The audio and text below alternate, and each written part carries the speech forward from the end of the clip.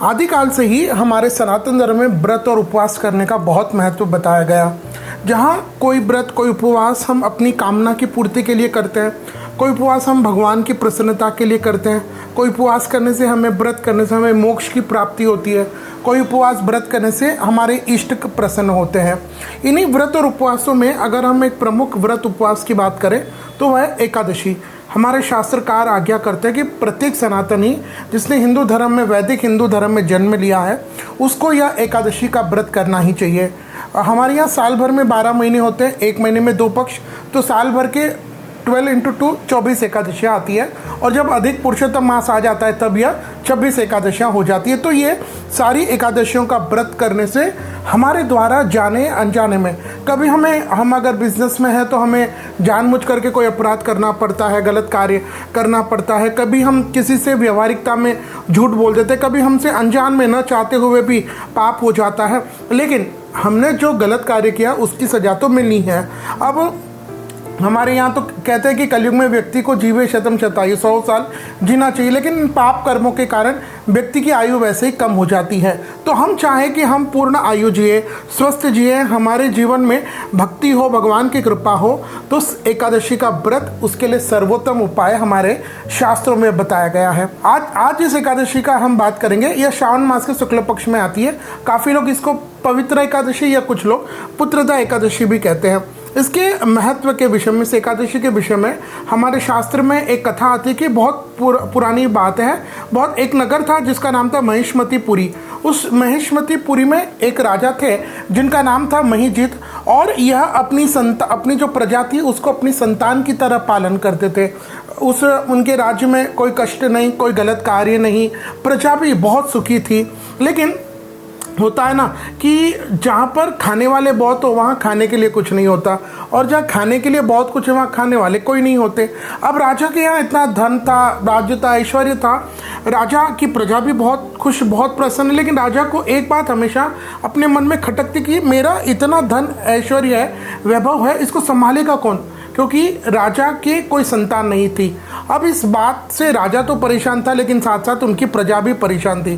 तो यह प्रजा को भी लगता था कि भाई जब इतना अच्छा धर्माधिकारी राजा हो जो हमारे धर्म का पालन करे, हमारी प्रजा को अपने संतान की तरह पालन करे, तो ऐसे राजा तो हर कोई प्रजा चाहेगा कि हमें ऐसा राजा मिले।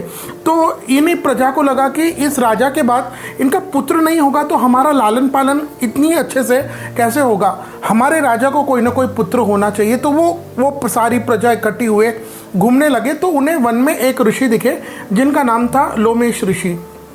लोमेश ऋषि के एक एक रोम ऐसे कहते हैं कल्पों में गिरते रहते हैं। तो ये बहुत ज्ञानी थे, त्रिकालदर्शी थे। तो ये सारी प्रजा उन्होंने लोमेश ऋषि के पास आई, चरणों में प्रणाम किया और कहा, महाराज कि हमारे जो राजा है इनकी कोई संतान नहीं है, तो हम चाहते हैं कि हमारी राजा की कोई संतान हो जाए, तो हमारा राजपाट का जो वैभव का कार्य है राजा का, ये अच्छा से चलते रहे और हम भी सुखी रहे। तो लोमेश ऋषि ने कहा, देखो तुम्हारे जो राजा है उनके मैं पूर्व जन्म का पहले बताता हूँ।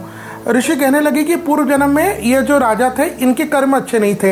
ये कहीं एक बार बाहर जा रहे थे जंगल वन के किनारे, इन्होंने एक गाय और बछड़े को देखा तो वो पानी पी रही थी। तो तुम्हारे जो राजा पूर्व जन्म थे वो बछड़े को गाय से अलग कर दिया, और उसी श्राप के कारण ये अभी पुत्रहीन है। तो प्रजा ने कहा, महाराज ठीक है, जो हुआ पूर्व जन्म में राजा ने जो किया नहीं किया, लेकिन अभी ऐसा कुछ उपाय बताइए कि हमारे राजा के यहाँ पर पुत्र हो जाए।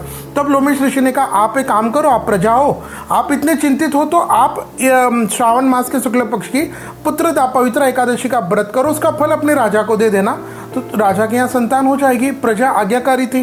वे सभी जैसे लोमेश ऋषि ने उस एकादशी का व्रत का नियम बताया उसको सुना, और श्रावण मास के शुक्ल पक्ष की एकादशी को किया और उसका फल राजा को दे दिया। और थोड़े ही दिनों के बाद राजा की पत्नी गर्भवती हुई और उनके यहाँ सुंदर संतान का जन्म हुआ। तो संतान की आकांक्षा सभी को रहती है। जिन लोगों की संतान है नहीं है उनको भी यह एकादशी का व्रत करना चाहिए। शास्त्र कहते हैं जिस समय यह एकादशी हो एक दिन पूर्व ही व्रत का संकल्प ले, निराहार रहे। एकादशी दिन वाले सुबह जल्दी उठे, सूर्य भगवान को जल दे, अपने निकटतम भगवान राम भगवान, कृष्ण भगवान, विष्णु का जो मंदिर हो वहाँ जाकर के दर्शन करें और दिन भर ओम नमो भगवते वासुदेवाय इस महामंत्र का जाप करते रहे। श्री कृष्ण गोविंद हरे मुरारी इस मंत्र का जाप करें और अधिक अपने तन को मन को भगवान नारायण भगवान कृष्ण के प्रति समर्पित करें। तो आइए अब हम जानते साल 2025 में ये श्रावण के महीने की पुत्रदा एकादशी का व्रत कब रहेगा, पारना कब रहेगा। तो सबसे पहले हम ये समझते हैं कि एकादशी की तिथि प्रारंभ कब होगी और समाप्त कब होगी। तो यह एकादशी की तिथि प्रारंभ हो जाएगी 4 अगस्त 2025 को सुबह के 11:42 और एकादशी की तिथि समाप्त हो जाएगी 5 अगस्त 2025 को दोपहर के 1:13। तो इसके हिसाब से साल 2025 में श्रावण के महीने में यह पुत्रदा एकादशी का यह पावन पर्व रहेगा। विक्रम संवत 2082 मास के पक्ष की एकादशी तिथि मंगलवार 5 अगस्त 2025 को। तो इस दिन आपको व्रत करना है और इसका पारना रहेगा बुधवार 6 अगस्त 2025 को सुबह के 5:58 से 8:29। ध्यान दीजिएगा, जो लोग स्मार्त संप्रदाय से वैष्णव से दोनों भी को इसी दिन यानी 5 अगस्त 2025 को इस एकादशी को करना है।